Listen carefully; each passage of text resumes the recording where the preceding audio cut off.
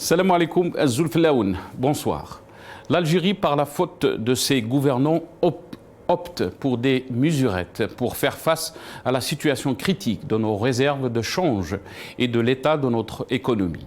En effet, le dernier Conseil des ministres, dans son communiqué final, fait état de mesures défiant toute logique et surtout acte l'impéritie du gouvernement à faire face à la nouvelle crise économique mondiale suite aux événements russo-ukrainiens. Gouverner, c'est prévoir, dit-on. Nous assistons en tant que peuple à l'incapacité du pouvoir à anticiper, à prévoir et surtout protéger les plus faibles d'entre nous pour amortir la crise mondiale qui se profile et qui s'inscrit dans la durée suite aux derniers événements qui se déroulent à l'est du continent européen. Bouleversant au passage toutes les données et faisant peser sur le monde une crise majeure. Hélas, notre pays est en panne de solutions. Après presque 2 années et demie, le nouveau pouvoir installé contre la volonté du peuple n'a donné aucun signe d'ouverture, ni sur le plan économique, ni sur le plan social, et ni sur celui des libertés. Si ce n'est celui de réguler par la force et la peur le désir du peuple algérien de s'émanciper de ce pouvoir qui a largement fait son temps. On ne peut pas comprendre ce régime incapable d'anticiper les crises, de gérer au quotidien les besoins des Algériens, d'améliorer leur cadre de vie. Le cafouillage et la cacophonie qu'on est en train de constater au sommet du pouvoir inquiètent les Algériens et actent comme un indice d'une Algérie en déclin à tous les niveaux. On décide des lois, puis on les annule. M. Tebboune a ordonné, lors du Conseil des ministres d'hier, dimanche, de poursuivre l'interdiction totale de l'importation de viande congelée, prônant le contre-pied d'annonces faites peu de temps avant par le ministère du Commerce. La décision du président est intervenue 24 heures après qu'un responsable du ministère du Commerce et de la promotion des exportations ait déclaré à la PS que 2 entreprises avaient été chargées d'importer 3000 tonnes de viande congelée pour satisfaire le marché pendant le mois de Ramadan. Et là, on s'interroge sur le fait que les instructions du président au gouvernement contredisent les déclarations du responsable du ministère du Commerce, quelques heures seulement après avoir été tenues. On se demande en outre si le ministère du Commerce va revenir sur sa décision d'importer cette importante quantité de viande et sur les alternatives pour satisfaire la demande lors du Ramadan. Le retour de l'Algérie à l'importation de la pomme de terre est un aveu d'échec de plus pour ce pouvoir. La raison est que les prix de ce produit de base ont flambé sur le marché, dépassant dans certaines zones les 140 dinars le kilogramme. Un responsable du ministère du Commerce a confirmé l'importation prochaine de 100 000 tonnes, dont 30 000 dans l'immédiat, c'est-à-dire avant le mois de Ramadan, qui risque de voir les prix augmenter encore plus fortement. La hausse des prix a touché quasiment tous les produits et cette poussée inflationniste est doublée de tensions et d'appréhension sur les produits de base importés.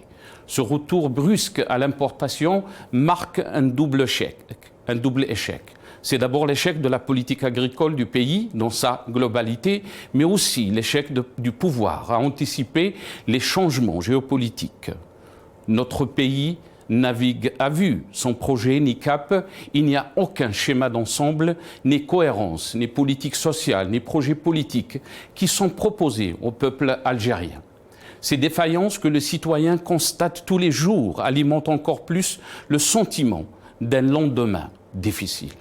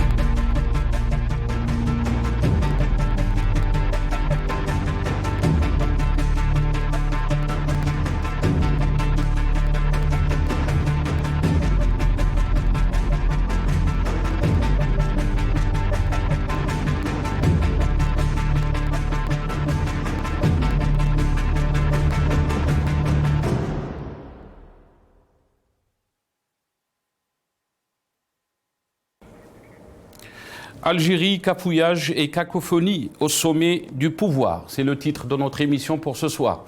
Et pour en parler, j'ai le plaisir d'accueillir dans cette émission Dr Smaïl Lalmas, économiste, analyste politique, qui est avec nous depuis Alger via Skype. Sismaïl, bonsoir. Merci d'avoir accepté l'invitation. Marhaba bik. Bonsoir. مساء الخير أزول فلون.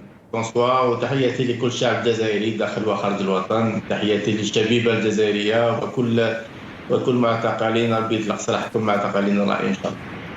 Avec Sahas Ismail, marhaba bik. On aura aussi le plaisir d'accueillir depuis Paris Yahya Bounouar, qui est analyste politique. Il est avec nous via Skype aussi. Yahya Bounouar, bonsoir. Merci d'avoir accepté l'invitation. Marhaba bik. Merci pour l'invitation. Je salue vos téléspectateurs et votre invité.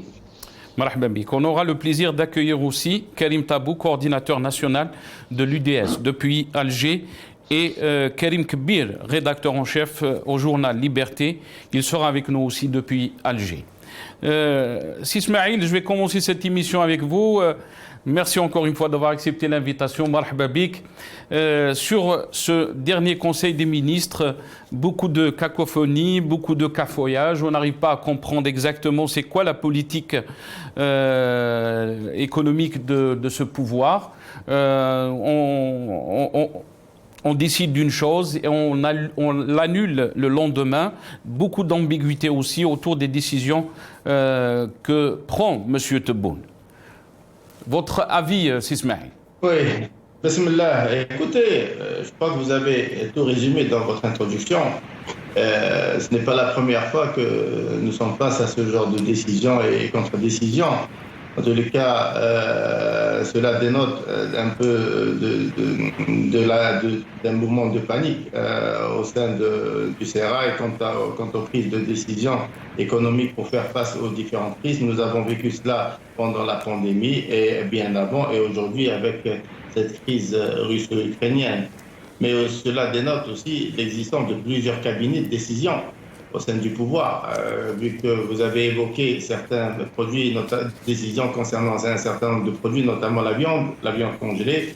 Dans le ministère du Commerce avait délivré des autorisations pour l'importation d'une certaine quantité pour faire face à la demande et aux besoins du marché, notamment pendant le mois de Ramadan, et aussi pour répondre aux besoins des sociétés, notamment sociétés de catering et même certaines institutions comme le MDN. Je ne sais pas s'ils ont un système d'approvisionnement à part, mais en tous les cas, les besoins en viande congelée sont énormes. Notamment, même en viande normale, notamment que le bovin, par exemple, la production nationale ne répond qu'à 30%, à 30 ou à 35% du besoin du marché. Donc, on a l'habitude d'importer régulièrement des marchés internationaux.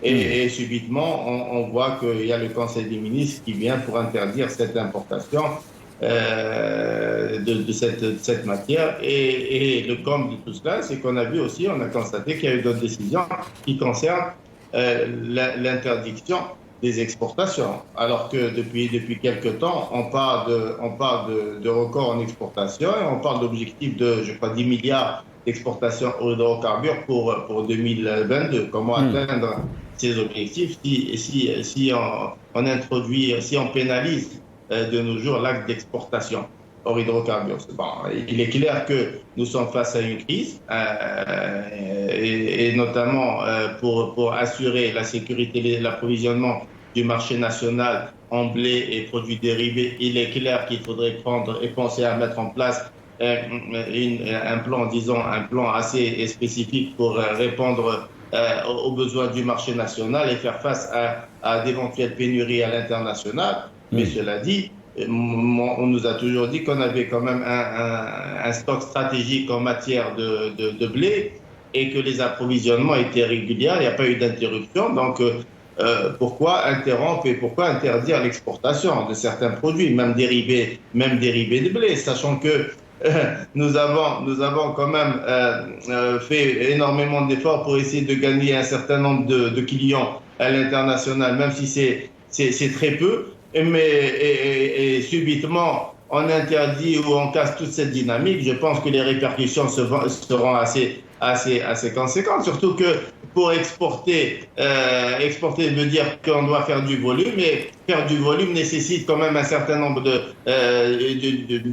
personnes ou un personnel plus que d'habitude. Qu'est-ce qu'on va faire avec tout ce personnel recruté pour répondre aux besoins en exportation si on arrête l'activité export? Donc les répercussions seront dramatiques sur le volet aussi, sur le volet ressources humaines et sur le volet main-d'œuvre, quoi. Donc, et là, il y a des pertes d'emplois qui vont être la conséquence de ce genre de décision. Et bien sûr, maintenant, il est clair qu'on doit tout faire pour sécuriser les approvisionnements du marché local, mais rien ne nous interdit d'importer plus, transformer, exporter, s'il y a de la valeur ajoutée. Absolument. Et au contraire, il faudrait peut-être saisir cette opportunité, quoique j'aime pas parler d'opportunité quand il s'agit de vies humaines ou de guerre, mais il y a un vide sur le marché international, il y a un besoin, on doit le combler, autant le faire. Donc, c'est vrai qu'on n'a pas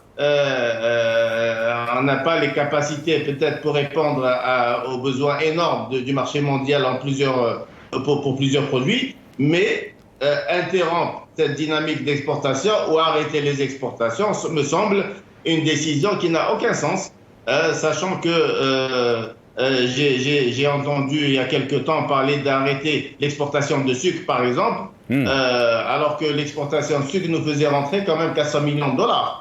On aurait pu penser à importer un peu plus, transformer, exporter avec la valeur ajoutée, profiter de la dynamique du marché international au lieu d'aller vers les solutions de facilité et pénaliser l'acte d'exportation et interdire d'exporter un certain nombre de produits. Alors il y a des spécialistes et il y a des intelligents qui disent que non, il s'agit seulement de produits subventionnés. Donc l'interdiction concerne exclusivement les produits subventionnés et il faudrait qu'on me dise quels sont les produits qui ne sont pas subventionnés en Algérie, que ce soit de façon directe ou indirecte. S'ils ne sont pas de façon directe, il faut pas oublier que l'électricité, le gaz, l'eau et un certain nombre de produits, notamment l'énergie, est subventionné, ce qui fait que tout le processus de transformation qui utilise ces produits ou cette énergie subventionnée donne naissance à un produit fini subventionné, même indirectement. Donc arrêtons de dire n'importe quoi. Moi je dis qu'il faudrait revoir ces décisions, mettre en place un plan d'urgence pour sécuriser les approvisionnements en matière de large consommation, pour sécuriser bien sûr le marché local et nos consommateurs. Mais cela dit, il n'y a rien qui nous oblige d'arrêter les exportations. Au contraire, il faudrait peut-être profiter de cette opportunité de la dynamique du marché international pour essayer de booster de façon sérieuse l'acte d'exporter en Algérie. Mais aussi, il y a le côté loi, il y a des risques, Sismaïl, que les exportateurs, ils risquent la prison, je pense, parce qu'il y a des lois, et ils risquent d'être incriminés par une nouvelle loi qui sera encore plus sévère. Est-ce que vous pensez que c'est la meilleure façon d'avoir une économie flexible et surtout avoir une vision d'une économie qui sert les intérêts de notre pays? Écoutez, vous allez prendre tous les livres qui puissent exister sur l'économie, vous n'allez jamais croiser ce genre de décision pour réguler ou pour répondre à des paramètres économiques. Ça n'existe pas, tout cela. Le tout répressif, même dans la gestion économique, est utilisé en Algérie, alors que ça n'a pas de sens. Aujourd'hui, en Algérie, vous ne trouverez pas un camion de pommes de terre qui circule dans nos villes de peur et que ce camion soit saisi, et en plus de cela, que le propriétaire soit incarcéré,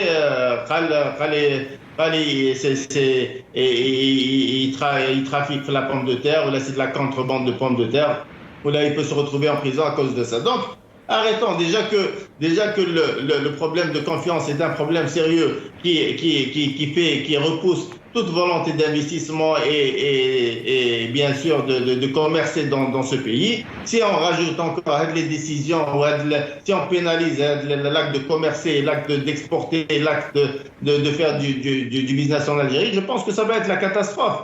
ça va être la catastrophe. L'économie ne croit pas à ce genre de décision.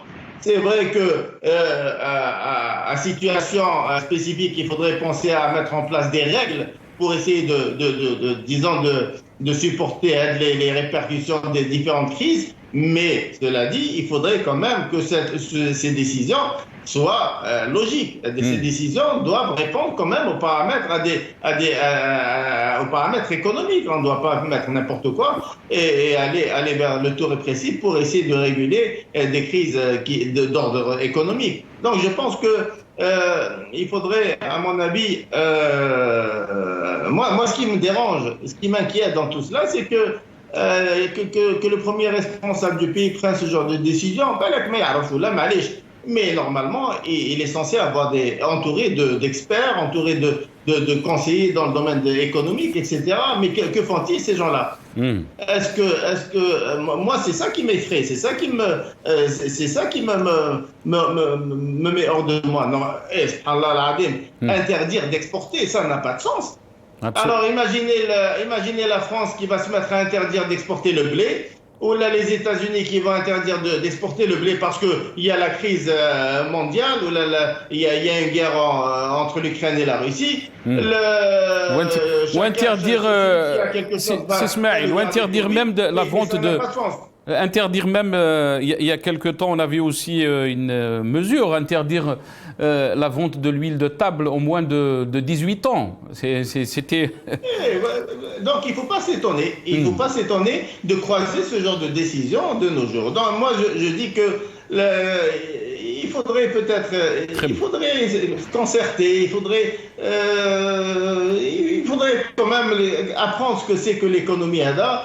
Vous savez, l'économie, c'est très simple pour les gens qui maîtrisent Al-Marada. Et c'est très compliqué pour les gens qui ne connaissent rien de l'économie. Là, je dis que là, aujourd'hui, nous avons une situation. Il est clair qu'on doit réguler, on doit organiser notre marché. Et il est clair aussi qu'il faut prendre certaines décisions qui ne pourraient pas peut-être être populaires. Là, constituer des réserves, constituer des stocks stratégiques pour certaines matières pour justement faire face à d'éventuelles pénuries, je suis d'accord. Mais il n'y a rien qui nous interdit de s'approvisionner ou d'acheter plus pour transformer, pour exporter, pour essayer de fidéliser nos clients. Vous savez, nous avons des clients à qui nous avons l'habitude d'exporter un certain nombre de produits. Aujourd'hui, on ne peut pas les lâcher comme ça. C'est vrai que la priorité est pour le marché intérieur, ok, mais comme le blé par exemple, nous avons une carte d'acheteur très très importante. Nous sommes quatrième acheteur, plus grand acheteur dans le monde. Nous sommes deuxième dans le monde arabe. Je pense que même si certains fournisseurs classiques ne peuvent nous lâcher, on peut réorienter nos achats auprès d'autres fournisseurs. Et écoutez, je salue d'ailleurs la décision prise depuis quelques années quant à la diversification de nos fournisseurs en matière de blé. Moi, je pense qu'aujourd'hui, on récolte les vertus de cette décision sage. Et imaginez si on était dépendant de la Russie ou de l'Ukraine, on aurait eu des problèmes d'approvisionnement. Alhamdoulilah, on avait pris une bonne décision il y a quelques années pour ne pas dépendre d'un seul fournisseur. Aujourd'hui, nous pouvons se rapprocher d'autres pays. Et c'est ce qu'a fait l'Algérie. La carte d'acheteur pour essayer d'avoir une plus grande quantité, la transformer et pourquoi pas répondre aux besoins de certains marchés voisins ou là internationaux. Très bien. Et c'est ce qu'a fait l'Algérie, Ismaël, après donc une grosse commande de blé à la France. Je vais donner la parole à Yahya Bounouar, qui est avec nous aussi. Mais avant de vous donner la parole très rapidement, on essaye de voir cette vidéo donc des déclarations d'Abdelmajid Tebboune devant les Wali, qui parlait donc de l'importance de l'exportation de nos produits, dont vous avez bien expliqué, Ismaël, mais aussi la question qui s'impose, c'est ces contradictions qu'on est en train de voir au sommet des décisions de ce pouvoir, les contradictions, la cacophonie qu'on est en train de mettre en évidence et aussi le cafouillage. On regarde cette vidéo et je reviens à vous très rapidement, Yahya Bounouar. الاستيراد ضروري يعني لابد من الاستيراد لأن ما فيش دولة في العالم اللي ما تستوردش. لازم الاستيراد يكون مكمل للإنتاج الوطني، ما يكونش هو الغاية. خلصنا على هذا الأساس بصفة هيكلية. Sommes dans des réformes structurelles, pas conjoncturelles, très structurelles. اليوم بصفة هيكلية الاستيراد نتاعنا انخفض إلى حول 31 مليار دولار. هذه 10 سنوات كان الاستيراد نتاعنا يساوي 60 مليار دولار، وهذا اللي كان يخلق عجز، لأن الإنتاج نتاعنا والتصدير خارج المحروقات يساوي مليار و850 مليون دولار آنذاك. إذا تعوض بالبترول. اليوم لا، اليوم صح النفط زاد يلعب دور، ولكن ما فيش عجز. الشيء اللي ننتجوه من محروقات وغير محروقات يكفي سنويا لتسديد الواردات أو الاستيراد، بدون ما نمس في الاحتياط تاع الصرف نتاعنا. يعني لي ريزيرف دو شانج قاعدين، والشيء اللي تجيبه السنة يكفي الاستيراد نتاعنا. هذا هو التوازن اللي رانا نطمح فيه باش ما نطيحش في فخ اللي طحنا فيه في 91 و92 وفي التسعينيات بصفة عامة إلى آخره، حتى نوصل لعجز في التسديد ونوصل نمد ايدينا للصندوق النقد الدولي ولا البنك العالمي ولا هذه ولا هذه، مما يسمح للجزائر باش تسير في المنهج تاعها في السياسة تاعها إزاء كل القضايا العادلة في العالم. Yahya Bounouar, quand Abdelmadjid Tebboune parle des réformes structurelles, pas conjoncturelles, si on peut dire, aujourd'hui, la décision du retour donc, de l'Algérie à l'importation de la pomme de terre est un aveu d'échec de cette politique économique, mais aussi de la vision, de diversifier notre économie. Quelle est votre lecture par rapport à ce que vous êtes en train de constater comme cafouillage au sommet de l'État? Ben écoutez, de toute évidence, Tebboune ne connaît rien à l'économie et ne sait pas ce que ça veut dire des réformes structurelles. Il parle dans le vide. Voilà. Après, le détail technique, économique des décisions, je pense que votre invité les a expliqués. Mais au-delà de tout ça, c'est la politique. Est-ce que ces décisions seront appliquées? J'en doute. Évidemment que la viande sera importée et que Tebboune fait de la communication. De la même manière que, vous l'avez cité tout à l'heure, l'interdiction aux moins de 18 ans d'acheter de l'huile, c'était un effet de communication. Les enfants achètent de l'huile quand ils en trouvent. Voilà, on est dans les coups d'épée dans l'eau, dans la gestion au jour le jour, non pas de l'économie, mais de la communication, faire croire qu'on gouverne alors qu'on ne gouverne pas. Gouverner, c'est prévoir et ils ne savent pas prévoir. Et pour prévoir, il faut avoir un minimum de connaissances et maîtriser les outils. Ceux qui ne savent pas faire, ni Tebboune, ni ses conseillers, ni ceux qui l'ont mis en place. Et je pense que c'est pour ça qu'ils l'ont mis en place et qu'ils l'ont mis là, parce qu'ils ne comprennent rien, ni à l'économie, ni à la politique d'ailleurs. Donc voilà, on est dans un pouvoir qui fait semblant tous les jours, qui est dans donner l'apparence aux Algériens qu'on a un pouvoir fort qui réagit et qui fait n'importe quoi. Franchement, interdire les exportations au moment où on importe de la pomme de terre et on va importer de la viande pour le ramadan, c'est une évidence. Ils ne peuvent pas faire autrement. Et donc ces décisions-là, pour moi, c'est juste l'effet de communication pour lancer un message qu'il y a quelqu'un qui dirige et qui gouverne. Et chez nous, malheureusement, pas seulement en Algérie, mais dans les pays non démocratiques, le mot interdire, ça veut dire que ça donne un peu d'autorité. Voilà, quand un chef de l'État vient, il dit, au lieu de dire j'ouvre, au lieu de dire je donne la liberté à, non, j'interdis, et c'est pour ça que je suis le chef, c'est parce que j'ai la capacité d'interdire. Voilà pourquoi ils interdisent. Ils interdisent aux enfants d'acheter de l'huile, ils interdisent les importations, ils interdisent cela, ils interdisent ceci. C'est la manière de gouverner quand on est illégitime et qu'on n'est pas là pour régler les problèmes, mais juste pour montrer qu'on a une autorité et qu'on fait face aux situations, ce qui n'est pas le cas. Voilà, donc franchement, les décisions, les déclarations de ministres contredites par le chef du gouvernement ou le Premier ministre, on les a déjà vues lors du rapport du FMI et de la Banque mondiale. Des ministres qui étaient contre, des dépêches dans l'APS qui étaient contre et qui insultaient le rapport de la Banque mondiale fabriqué par le Mersen, et puis le Premier ministre qui dit non, c'est un rapport normal, on a participé, on a été consulté, et ainsi de suite. C'est-à-dire on est dans, chacun chante sa chanson, qui a dit, qui pense qu'il faut importer de la viande pour le Ramadan, tout le monde, on ne peut pas faire autrement, tant qu'on n'a pas les capacités de la produire nous-mêmes. Et qui a dit à Tebboune, tu vas faire le chef, le grand chef, et dire qu'il faut interdire, voilà. Et c'est comme ça. On est dans cette gestion-là, on cherche pas quel est l'intérêt de l'Algérie, on cherche pas quel est l'intérêt du citoyen algérien, quel est l'intérêt de l'économie, on cherche les coups d'épée dans l'eau pour montrer qu'on dirige, et on fait ça, en fait, quand on fait ces coups-là, c'est qu'on ne dirige pas du tout.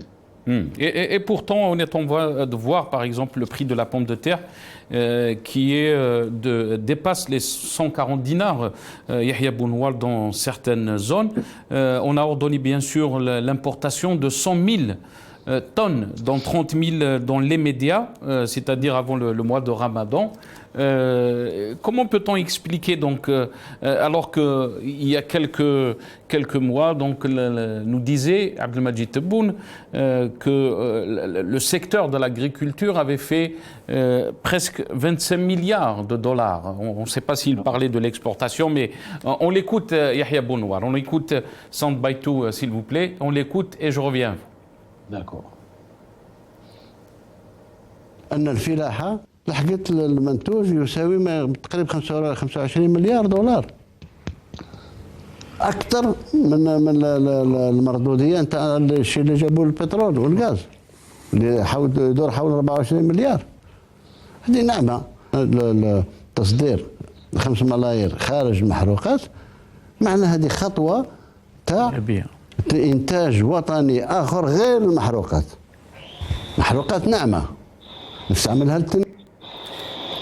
Yahya Bounoual, quand on entend ce genre de déclaration, je sais que vous êtes en train de rigoler peut-être, mais le quotidien des Algériens n'est pas aussi facile, Yahya Bounoual. La situation, quand on parle de 140 dinars, le kilo de la pomme de terre,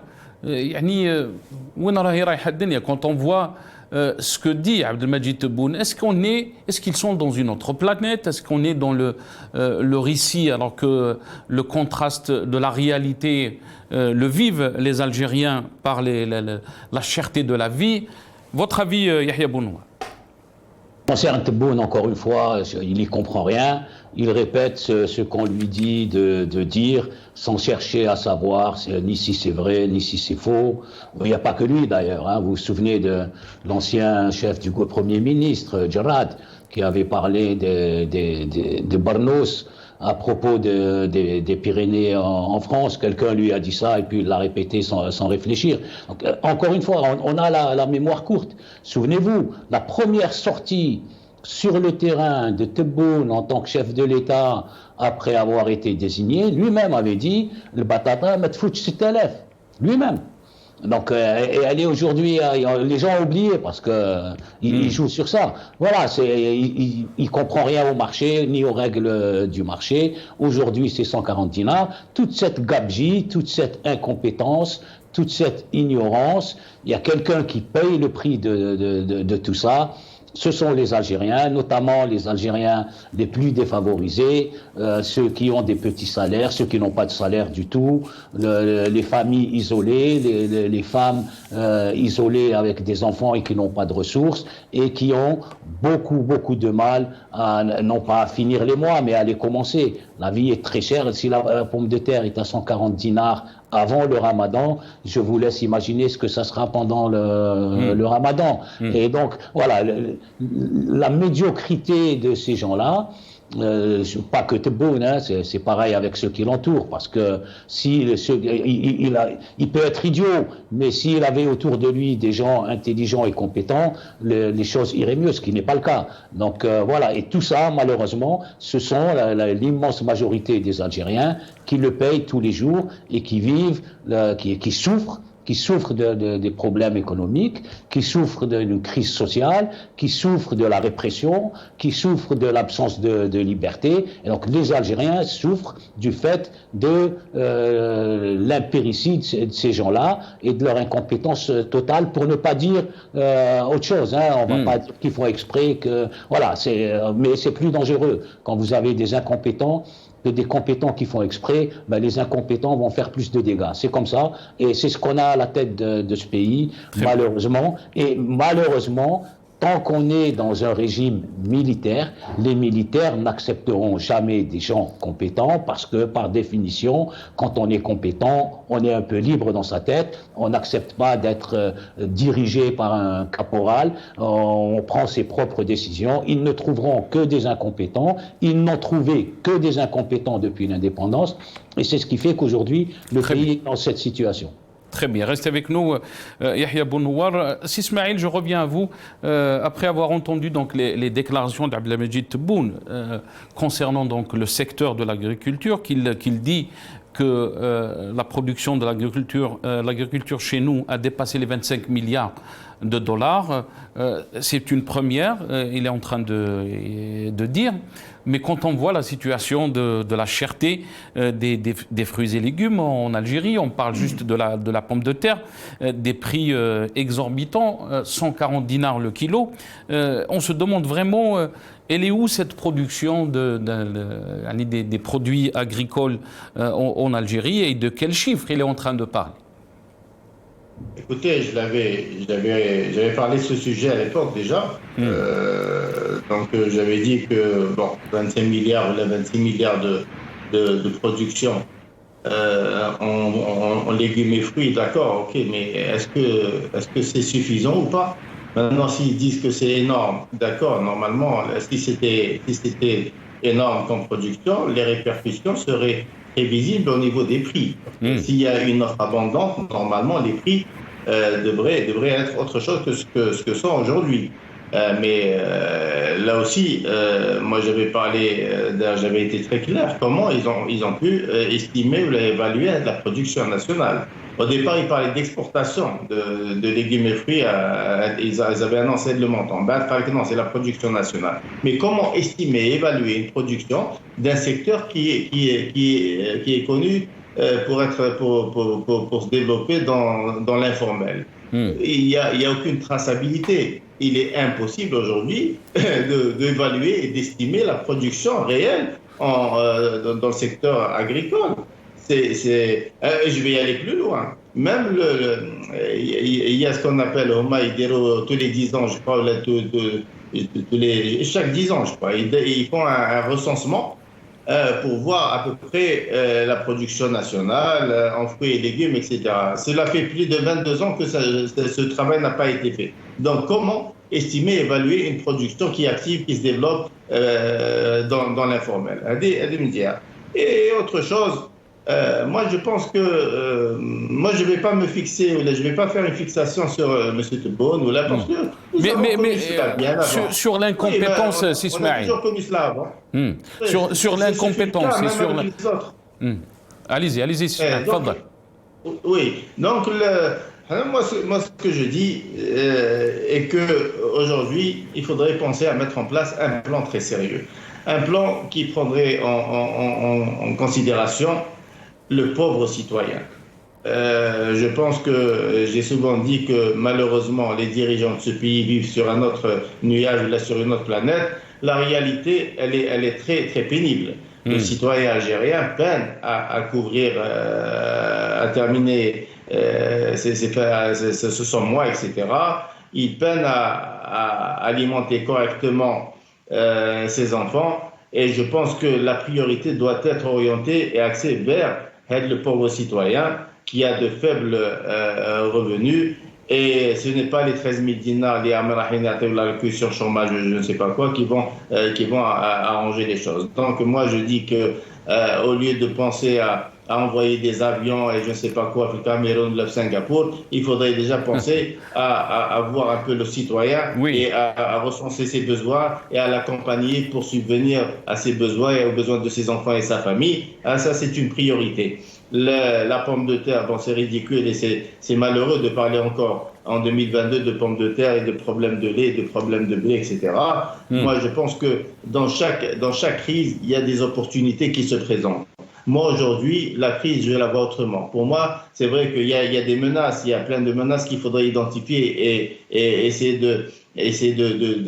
d'accompagner pour essayer d'absorber les menaces à dos. Mais il y a des opportunités en même temps qui se présentent. Là, nous avons vu à travers toutes les interventions au niveau des chaînes étrangères et tout ce qui se passe autour de la crise russo-ukrainienne, tous les pays qui sont mêlés de façon directe ou indirecte veulent s'en sortir avec une résolution très très importante qui consiste à ne pas dépendre d'un seul pays ou d'un seul fournisseur, notamment en énergie, à cause du problème russe. Mais là aussi, on doit prendre ça en considération, on doit tirer les leçons de ces crises-là et ne plus dépendre de l'extérieur pour s'approvisionner et pour nourrir notre population. Je pense qu'au lieu d'interdire et je ne sais pas quoi, il faudrait saisir cette opportunité pour mettre tous les moyens afin de développer la production nationale, que ce soit en matière de blé, que ce soit dans le lait, que ce soit dans l'élevage, les animaux, etc., pour assurer les viandes, les quantités de viande qu'il faut pour le marché, et profiter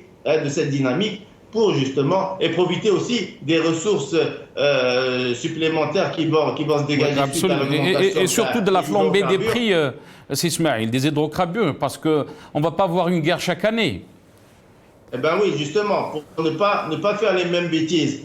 Les dollars, on s'est retrouvé avec plus de 1 000 milliards de dollars investis pour aujourd'hui vivre, pour aujourd'hui parler du problème de lait, du problème de pommes de terre et du problème de blé. Donc là, c'est une opportunité à saisir pour investir dans les créneaux qui nous font défaut. Aujourd'hui, il faut parler de sécurité alimentaire, il faut parler d'un certain nombre de produits qu'on doit justement développer à notre niveau pour ne plus dépendre de l'extérieur et ne pas subir les conséquences des différentes crises. Là, on disait depuis des années, ou depuis toujours, on dit donc, depuis quelque temps, on parle le monde est un petit village. Et on le constate, dès qu'il y a une crise quelque part, on subit de façon directe ou indirecte les conséquences. Il y a eu un virus qui se baladait dans une ville lointaine, la Chine, et le virus, la pandémie se retrouve propagée un peu partout dans le monde. Donc, là, il faudrait tirer les conséquences, apprendre à tirer les conséquences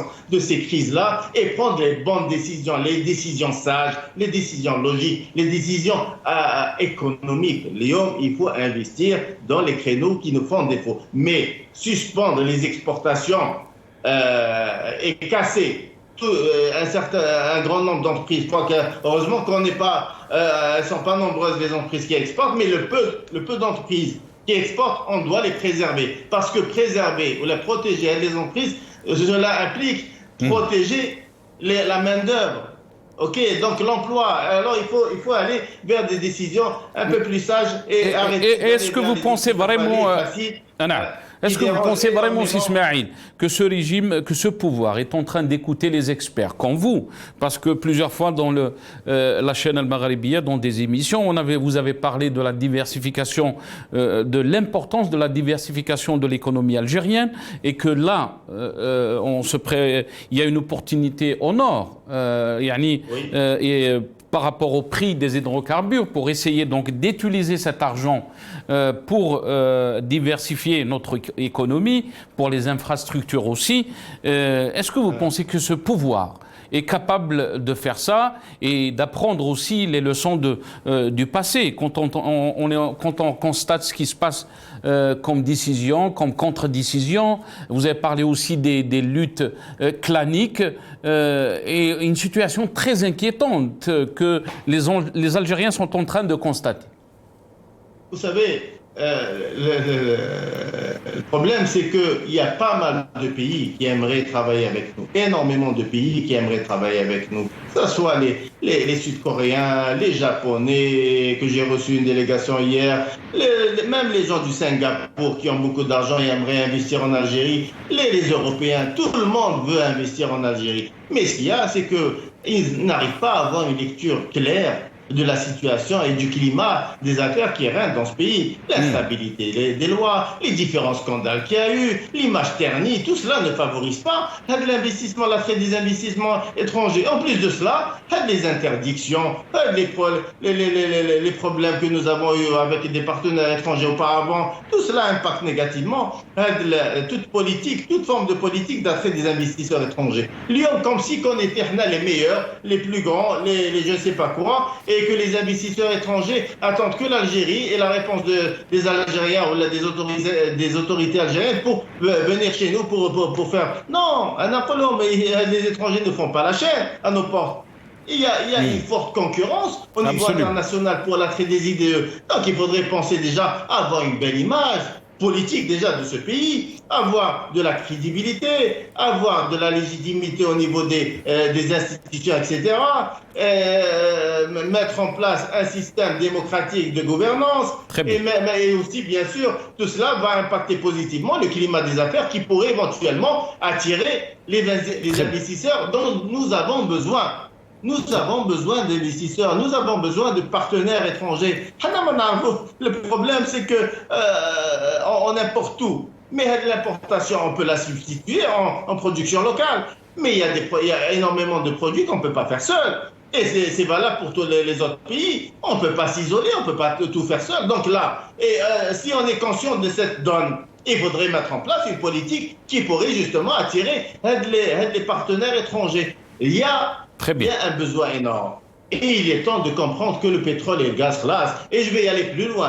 La crise russo-ukrainienne elle a montré aussi que dépendre de ces énergies fossiles, notamment pour les Européens, etc., était un danger pour eux. Alors, du coup, beaucoup de pays européens déjà pensent à la diversification énergétique, l'alternative, à sortir de cette dépendance aux énergies fossiles. Donc, cela va forcément donner naissance à des groupements d'intérêts communs entre pays européens pour accélérer les recherches et mettre en place d'autres dispositifs énergétiques. Et là, du coup, on va se retrouver là avec du pétrole et du gaz.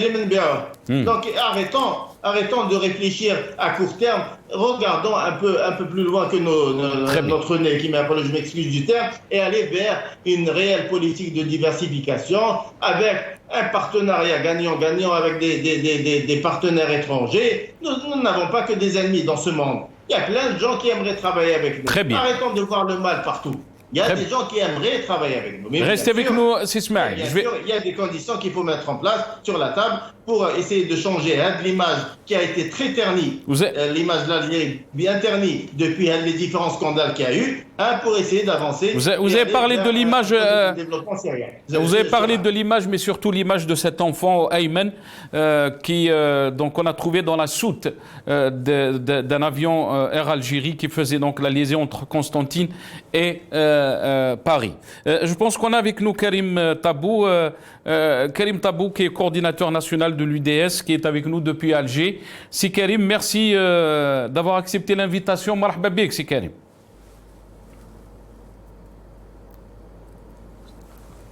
Karim Tabou, est-ce qu'on a avec nous Karim? Oh, il y a un petit souci, on me dit, avec la connexion avec Karim Tabou. Je vais redonner la parole à Yahya Bounouar. Yahya Bounouar, quand on parle de cette image de l'Algérie qui est très importante donc si on veut faire de la diversification, mais aussi si on veut attracter des investisseurs étrangers en Algérie. On a vu cette image de l'enfant Ayman qui a choqué bien sûr tous les Algériens, mais aussi qui a démontré le mal social qui est en Algérie, le désespoir qui a pris de l'ampleur. Alors qu'on parlait d'un espoir en 2019, au début du Hirak, comment peut-on expliquer donc ce mal et ce désespoir chez notre jeunesse? Yahya Bounoua. 2019, avec l'éclosion du Hirak, il y a eu une très très belle séquence, et malheureusement arrêtée par les généraux, où on avait, les Algériens avaient semé l'espoir, ceux de l'intérieur commençaient à ne plus envisager de quitter le pays, et beaucoup de ceux qui se trouvent à l'extérieur ont commencé même à envisager de rentrer au pays. Malheureusement, les généraux ont décidé d'arrêter cette belle séquence. Et depuis, ils sèment le désespoir, ils ont semé le désespoir.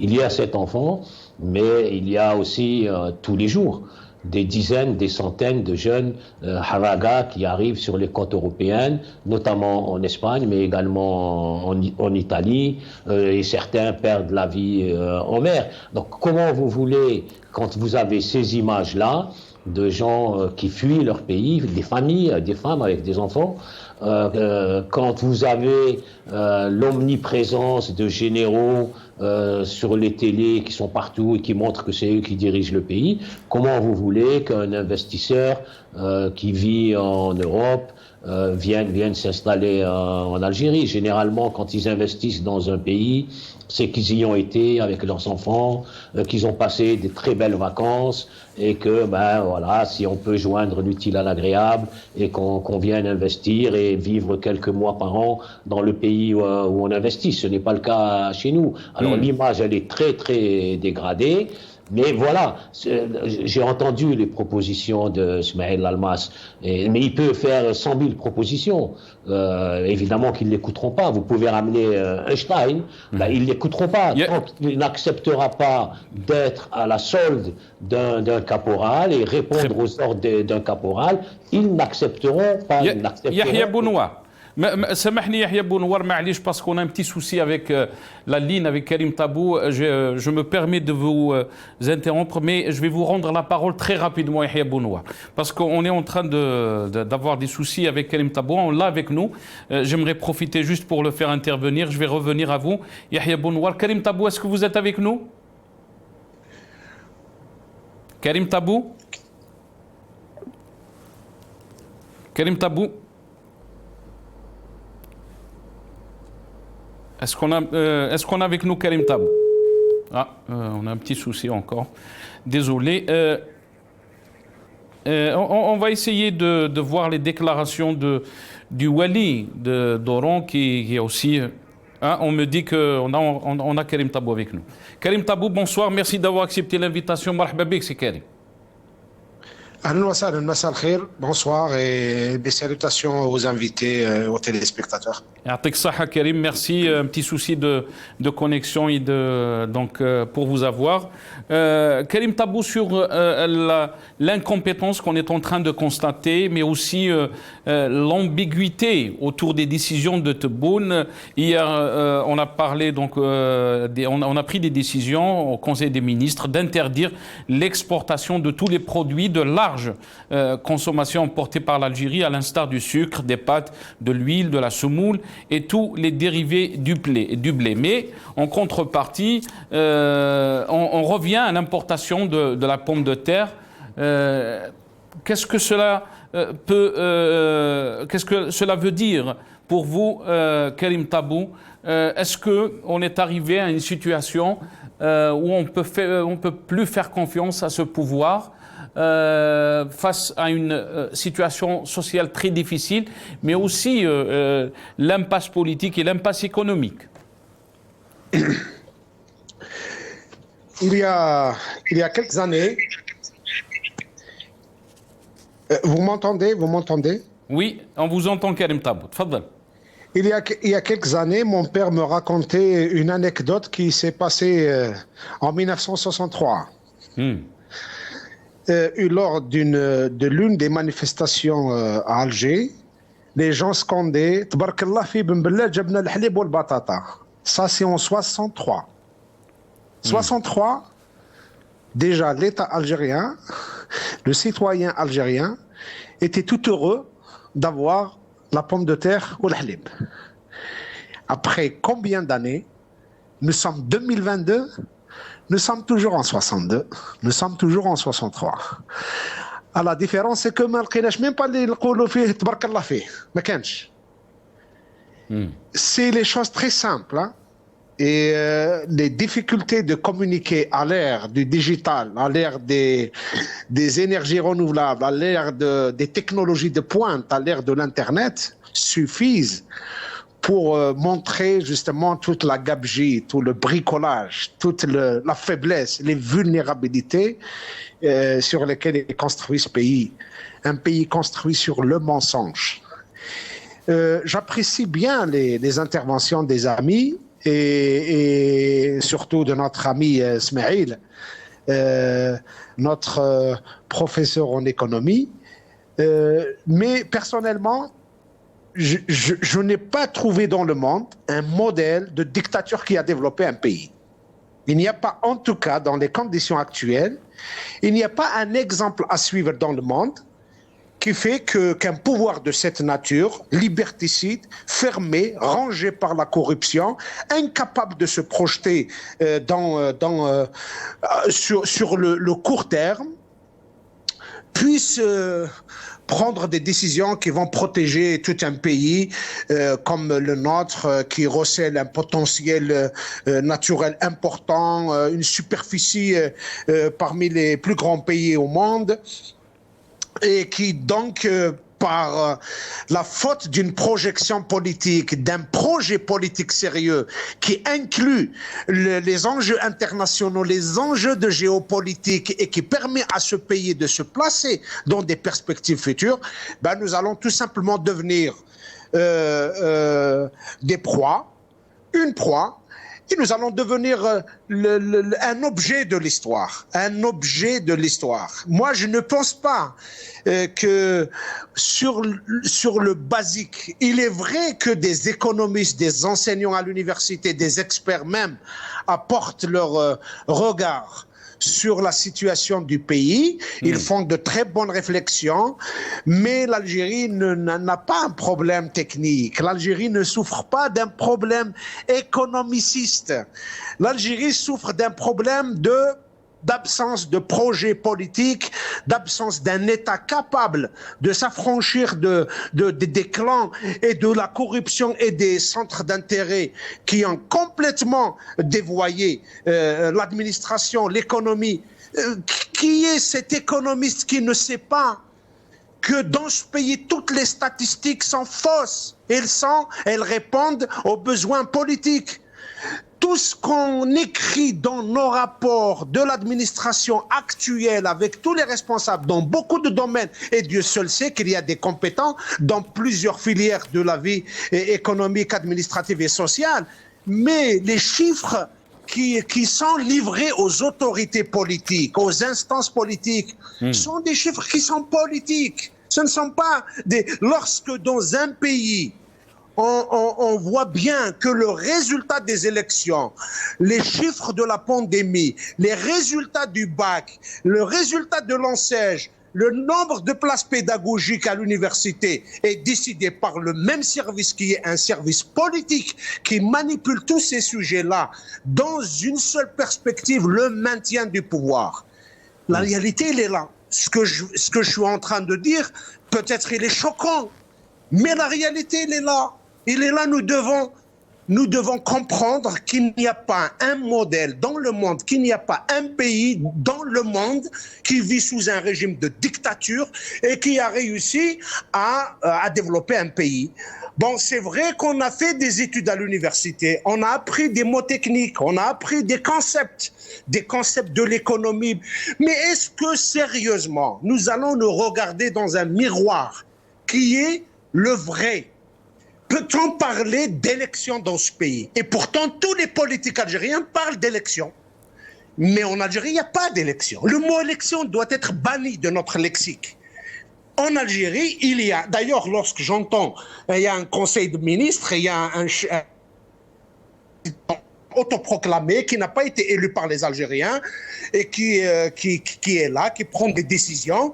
Le tout est que ces décisions ne remettront pas en cause leur dictat et leur pouvoir. Tout simplement.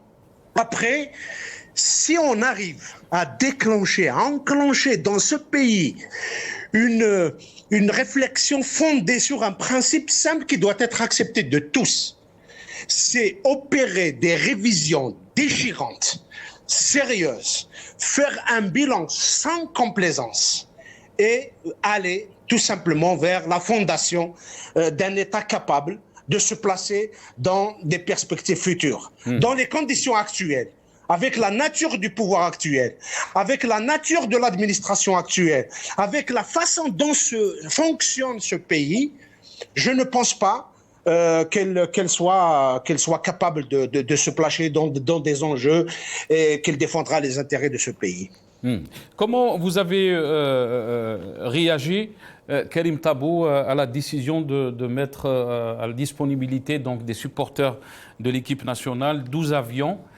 Aujourd'hui même, le billet était de 85 000 dinars, mais on vient d'apprendre, donc une nouvelle vient de tomber, que le billet était revu à la baisse et on parle de 50 000 dinars. Comment vous avez réagi à cette décision, Karim Tabou? Même le billet Mouda'am.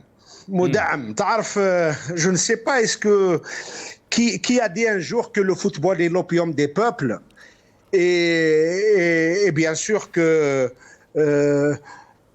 Fil Jazair, je vais le dire en arabe, on va tenter de le traduire, c'est que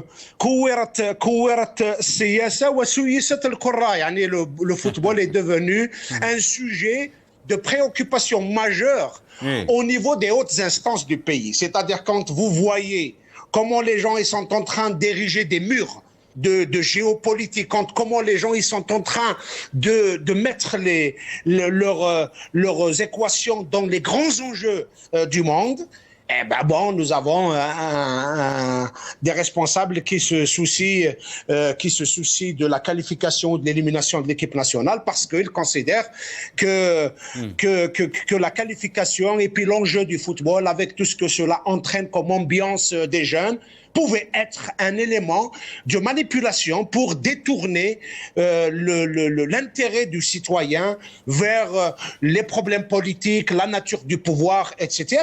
Quand je vois l'état de l'université, l'état de l'économie du pays, l'état social de la population, comment les gens vivent dans des quartiers, comment ils vivent dans des cités, dans des bâtiments, dans des saletés, dans des problèmes majeurs. Il n'y a pas d'eau, parfois il n'y a pas d'électricité, il n'y a pas de gaz, il n'y a pas d'internet, il n'y a pas d'aménagement. Et puis on voit le chef de l'État s'inquiéter et prendre des décisions qu'il qualifie d'importantes et qui consistent à... Par contre, nous avons bien vu que la diaspora algérienne, les Algériens qui ont vécu la pandémie Covid à l'étranger, dans des conditions difficiles, n'ont pas rendu visite à leur famille pendant des années, et ben parce que la diaspora a été là au rendez-vous de l'histoire du Irak et du combat démocratique. Et ben on lui inflige toutes les sanctions, on ferme toutes les portes, on fait des prix, des billets à des prix impossibles à avoir, et pour aller injecter encore Je ne sais pas comment qualifier cette matière de somnolence. Le football est devenu une matière à somnoler tout un peuple. Les autorités politiques sont prêtes à s'investir à fond. L'essentiel, que les Algériens ne se soucient pas trop, ne s'interrogent pas trop sur la nature du pouvoir, sur comment fonctionne leur pays. On est là, on va leur dire qu'on va faire l'essentiel pour que l'équipe nationale aille au Qatar. Et au retour, le pouvoir tentera de tirer toutes les dividendes possibles. Restez avec nous, Karim. Vous avez parlé des murs. Nous aussi, on a construit des murs. Et le maire d'Oran, mais c'était des murs donc pour empêcher les haragas, d'après donc les dires du Wali d'Oran. Mais on va essayer de faire jouer donc cette petite vidéo. C'était les chaînes algériennes qui demandaient donc aux Algériens comment ils ont reçu cette décision donc d'allouer 12 avions à destination donc de Douala. On regarde ce soundbite 4, s'il vous plaît. بهذه المبادرة اللي دارها ما حاجة كبيرة كاع حاجة كبيرة خلانا نحسوا باللي رانا حدا ليكيب ناسيونال ورانا متحدين. نشكر الدولة تاعنا اللي دارت لنا هذه المبادرة ونتمنى المنتخب الجزائري اللي يساعد الشعب هذا اللي قام بإسعاده في السنوات الأخيرة. مباراة هذه مصيرية ونتمنى فيها التأهل لكأس العالم. لازم قرار زين مليح قرار والله يوفق وإن شاء الله نربحوا 1-0 بزاف علينا. كاين الرئيس بارك الله فيه عاوننا كثر خيره ورانا رايحين شوفوا ليكيب ناسيونال 8 ملايين ونص ماشي خساره في ليكيب ناسيونال اخي. نشكروا رئيس الجمهورية اللي دار لنا هذه الحاجة اما فريمون حاجة شابة بزاف. حنا جينا هنا باش نشوفوا البيت تاعنا ونشوفوا صوالحنا باش نروحوا ان شاء الله نآزروا ونساندوا المنتخب الوطني. قرار مليح بزاف كاع عاوننا تاع بصح والله الله يعطيهم الصحة. نحيوا رئيس الجمهورية ورانا رايحين ان شاء الله الكاميرون ونحيوا ونشجعوا الفريق الوطني 1 2 3 فيفا لارجي. Yahya Bounouar, désolé encore une fois, je vous ai coupé la parole, je vais vous la rendre. Votre réaction par rapport à ces images, Yahya Bounouar? Aucune. J'ai pas de réaction à ces images. Je pense que c'est la propagande d'un régime qui utilise le sport comme il utilise d'autres choses. Le principal est d'abrutir et d'anesthésier la société pour qu'elle ne s'occupe pas des problèmes réels, essentiels, qui sont la vie des citoyens algériens. Quand on est en responsabilité, quand on est un chef de l'État ou un ministre, la préoccupation principale qui doit nous habiter 24 heures sur 24, c'est la vie des citoyens parce qu'on a pris la responsabilité et non pas ces histoires-là. Quand vous n'arrivez pas à garantir et à assurer à des citoyens dans votre pays un minimum de dignité, qui puissent nourrir leurs enfants, soigner leurs enfants, éduquer leurs enfants, tout ce cinéma ne sert à rien. La priorité quand on est en responsabilité, c'est d'assurer un minimum de vie décente à ses concitoyens. Ce n'est hélas pas le cas, c'est pas leur priorité, c'est pas leur préoccupation. Leur préoccupation, c'est de se maintenir au pouvoir. Un pouvoir, comme on l'a dit, hein, le problème c'est pas la gestion, le problème c'est pas l'économie, le problème c'est pas les compétences, le problème c'est pas les hommes ou les femmes. Tout ça existe en Algérie. Le problème, c'est le régime militaire qui demande, pour accéder aux responsabilités, il faut accepter d'être à la botte des militaires. Les compétences le refusent. Et bien, ils se retrouvent avec des médiocres aux responsabilités. Et c'est ça le drame de l'Algérie. Je le dirai jamais assez. Il n'y a aucune possibilité de développer le pays et que le pays s'en sorte et qu'il y ait un décollage économique, politique, au niveau des libertés culturelles, au niveau de l'innovation technologique. Aucune possibilité tant que le pays sera sous un règne militaire. Seule la démocratie, seul le respect des libertés, seuls des dirigeants élus qui rendent compte aux citoyens qui les ont élus, des dirigeants qui auront à cœur, qui ne dormiront pas parce qu'ils sont en responsabilité. Leur responsabilité, c'est la vie digne des citoyens et en priorité les citoyens les plus défavorisés, ceux qui n'ont pas les moyens, ceux qui ne peuvent pas, ceux qui ont été par la nature, les handicapés, les femmes seules, les faibles, c'est ça la responsabilité, c'est eux les premiers. Tant qu'on n'aura pas des dirigeants qui seront habités par ça, eh ben, le pays ne s'en sortira pas. Et évidemment, il ne faut pas demander à des militaires et à des généraux de s'occuper des concitoyens et des priorités des concitoyens et des besoins des concitoyens. Ce n'est pas leur métier, ils n'en ont ni les capacités, ni la vision, ni le projet, ni rien du tout. Donc on est enfermé dans ce problème-là.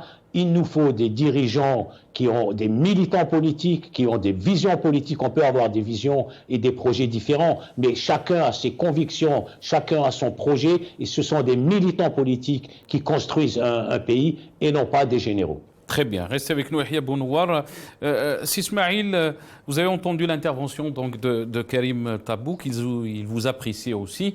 Mais le problème en Algérie, il n'est pas technique. C'est pas une question d'experts ou en matière d'économie, en d'autres matières, mais beaucoup plus un problème politique. C'est l'impasse politique que vit notre pays et qui a été bridée depuis 62, si on peut dire, Sismaïl. Donc il faudrait arrêter de m'inviter dans ce cas-là, que les émissions Takom ou là ailleurs. Si ce n'est pas si l'intervention des experts ou là des gens qui connaissent un peu l'économie ne sert à rien, alors pourquoi m'inviter? Non, c'est pas dans ce sens. Il ne faut pas aller dans le populisme. Il faut pas aller dans le populisme. Il faut pas dire n'importe quoi. Barkagda, si Karim apprécie mes interventions, ou d'autres, genre vous, ou d'autres apprécient mes interventions, vous avez sans doute constaté que j'ai toujours lié le problème économique à la situation politique. Absolument. Revenez un peu à mes interventions, que ce soit sur les journaux, là, les télés, ou là, depuis des années, avant que tout cela, j'ai toujours dit que le développement économique ne pouvait se faire sans qu'il y ait une situation politique assainie. Donc il faut assainir avec la politique dans ce pays. Il faut y aller vers la légitimité des institutions. Il faut y aller vers la démocratie. Il faut y aller vers la construction d'un état de droit, etc. Mais je l'ai toujours dit. Absolument. Mais vous m'avez posé des questions sur certains axes. Ben, je vous réponds tout simplement. Non, c'était juste ma question. J'ai fait l'université. Je connais quelques concepts économiques. Je les mets à votre disposition, à la disposition de mon pays. Oui, Ismaïl, ma question c'était... Le populisme, pour le reste de la politique. Non. Moi, je réponds selon les questions que vous m'avez posées. Ma question, c'était beaucoup plus... Je ne suis pas là pour commenter les interventions des uns et des autres. Moi, je dis que c'est un pays qui mérite autre chose. C'est un pays dont la direction n'est pas légitime. Tout le monde l'a dit, on l'a toujours dit. C'est un pays qui ne peut pas mettre en place un projet de développement s'il ignore son peuple. On ne peut pas développer l'Algérie sans les Algériens. Aujourd'hui, vous me posez la question à l'Al-Batata Aziz. Je m'efforce de répondre à vos questions. Je suis désolé, j'aurais dû... Non, je pense qu'Ismaël, vous n'avez pas compris. C'est juste parce que vous l'avez bien précisé. Vous avez toujours lié... Vous avez toujours lié le problème économique avec la politique, et vous l'avez dit. C'était juste pour mettre en évidence aussi votre solution, qui est appréciée économiquement. Et donc, vous avez parlé aussi que la crise ou l'impasse, elle est aussi majeure, elle est politique. Vous avez dit ça, et moi, je pense que ma question, c'était pour mettre en évidence ce que vous avez dit auparavant sur nos plateaux.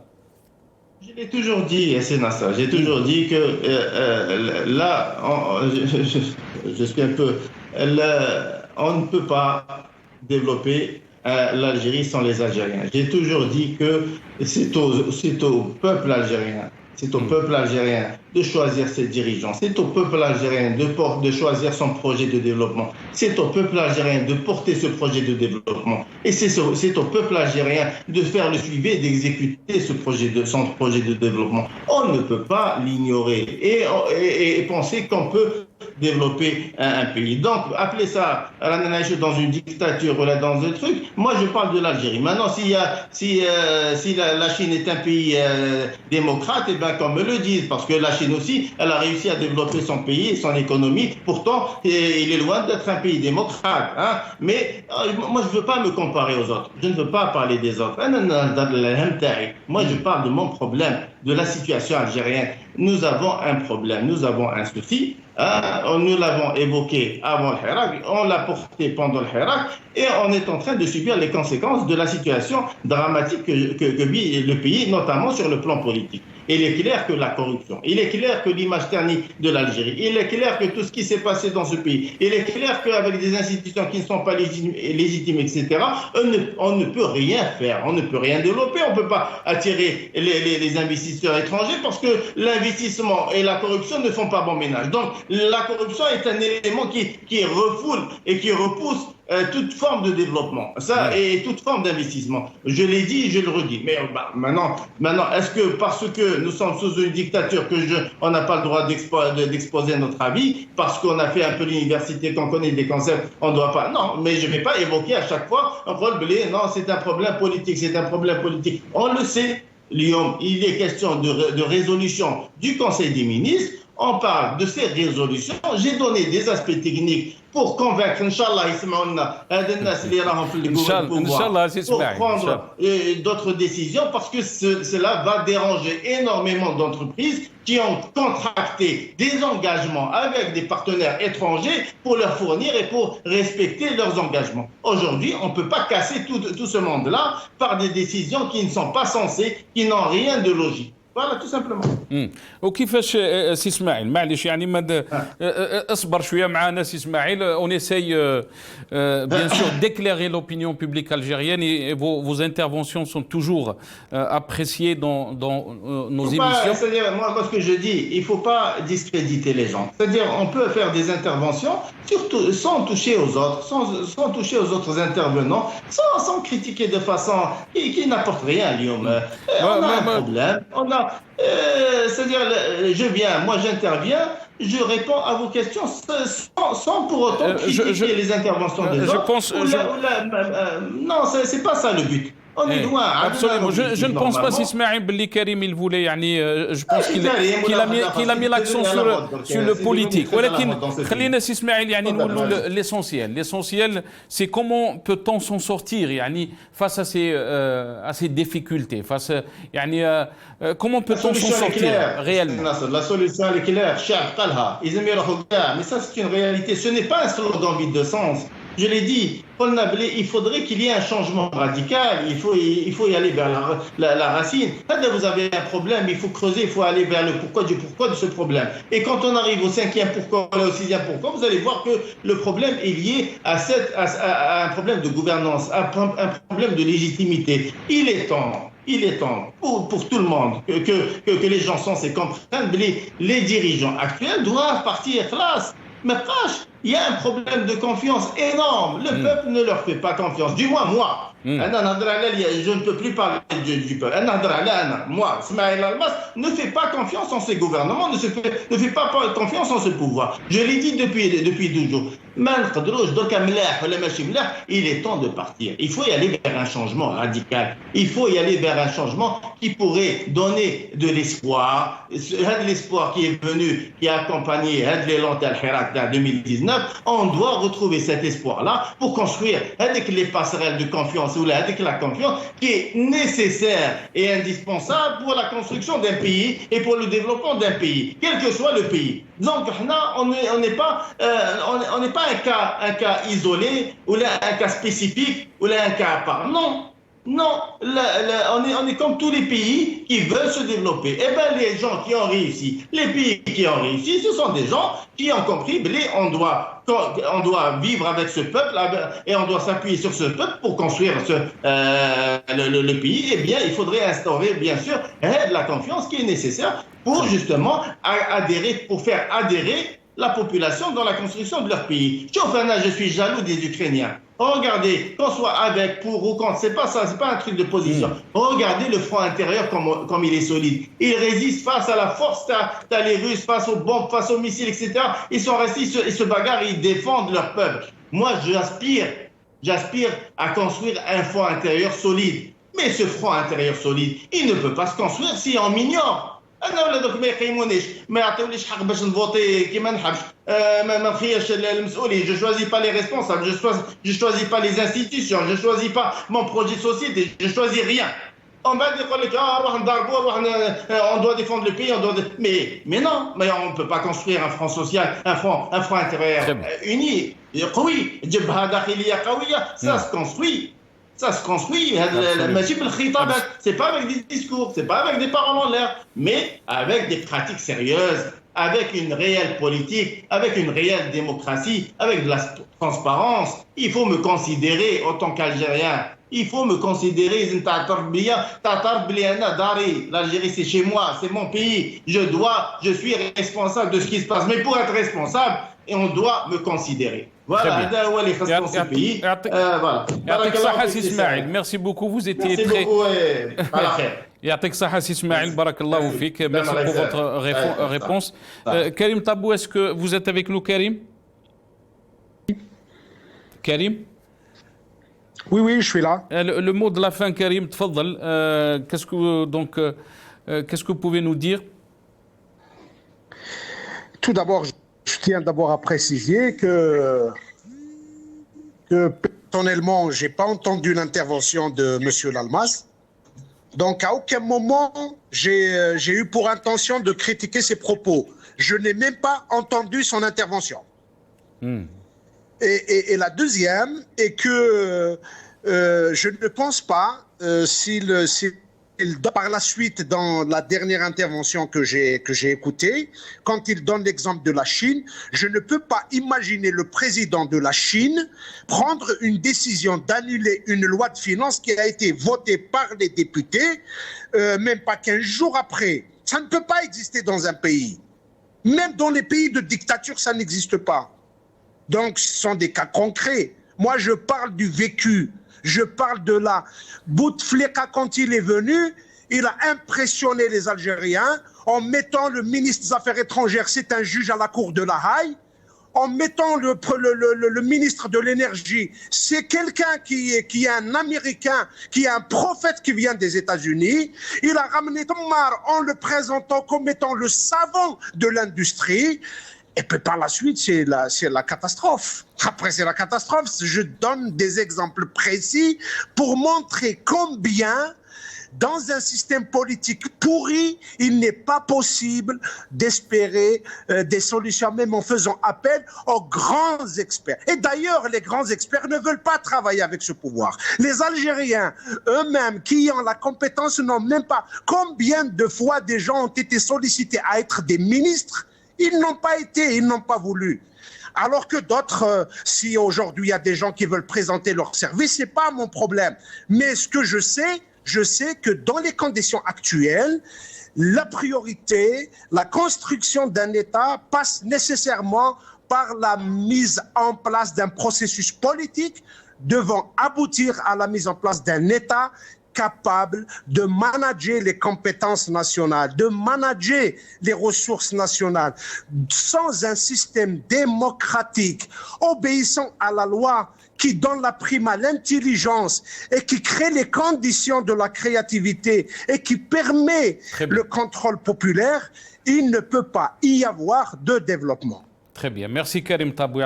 Désolé, on est pressé un peu par le temps. Yahya Bounouar, très rapidement, le mot de la fin. Tfadal Yahya. Écoutez, ce que vient de dire Karim Tabou, j'y souscris totalement. La base, elle est d'abord politique. La base, c'est la légitimité. La base, c'est le respect des libertés des citoyens. Et puis le devoir, l'obligation, c'est d'être, quand on est en responsabilité, c'est de travailler pour le bien-être des Algériens, notamment les plus défavorisés. Et donc, mais tout ça, évidemment, doit commencer par une solution politique et accepter la légitimité politique, accepter la souveraineté des Algériens et puis leur droit à choisir eux-mêmes leur projet, choisir eux-mêmes les gens qui vont les diriger. C'est la base. Ensuite, les problèmes techniques, on trouvera des solutions. Nous avons les ressources humaines, nous avons des experts partout en Algérie et dans le monde. Nous avons des richesses, nous avons une magnifique jeunesse, nous avons des femmes, vous les avez vues au début du Hirak, et vous montrez les images sur votre télé au début de cette émission. Tout ça est magnifique. Le blocage, il est d'abord politique et il faudra débloquer la situation politiquement. يعطيك الصحة سي يحيى بونوار بارك الله فيك. Merci à vous d'avoir été donc l'invité de cette émission. Merci aussi à Dr Smaïl Lalmas. Merci à Karim Tabou qui était avec nous aussi depuis Alger. Merci à vous, chers téléspectateurs, d'avoir suivi cette émission. L'émission Fal Umq suivra cette émission avec Jamal Din Taleb. Restez avec nous.